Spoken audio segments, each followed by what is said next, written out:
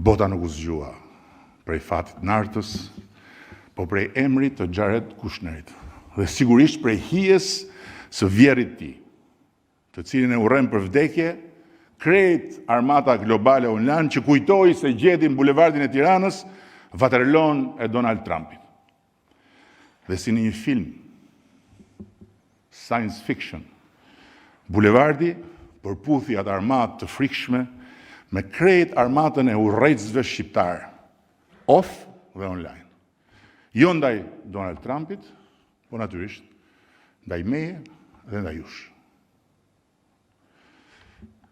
Të cilët i gënjeu mendja fuqishëm se çadra globale e kësaj proteste do të bënte mrekullinë që nuk e bëri dot çadra lokale e protestës së lulit tim. Dhe kështu, me sqepin e një zogut vetëm, do laheshin 2 esapet vjetra.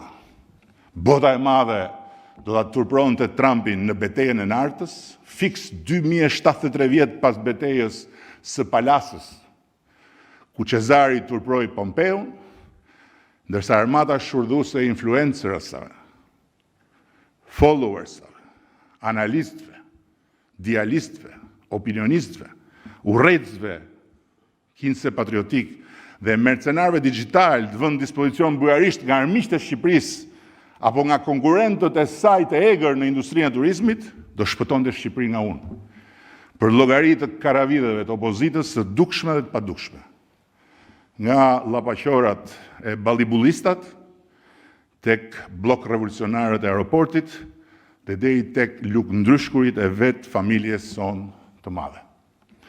Me befasinë e ngjashme me atë të një aksidenti fatal që të ndodh sa hapën mbyll syt kur ti aty, miliona njerëz që nuk dinë as ku ndodhet Zvërneci, dinin saktësisht se çfarë duhet mendonin për Zvërnecin. Jo sepse studiuan Shqipërinë, jo sepse lexuan dokumentacionin, jo sepse analizuan projektin, por sepse tek brisësia e bukur e një zogu identifikuan simbolin e një rezistence antikapitaliste, antitrumpiste, duke gjetur tek ai zog valvulën e shfryrjes së një mlefi total, ku më bukur se asnjëherë u hap edhe një kanal për mlefin kundër meje, kundër jush dhe kundër Partisë Socialiste të Shqipërisë. Ky është, sipas meje, mësimi i parë i kësaj historie. Kjo kohë e re, ku edhe një rrahje lokale bëhet përplasje globale, nuk transporton më vetëm mallra, dije, mundësi të reja apo miqësi të reja.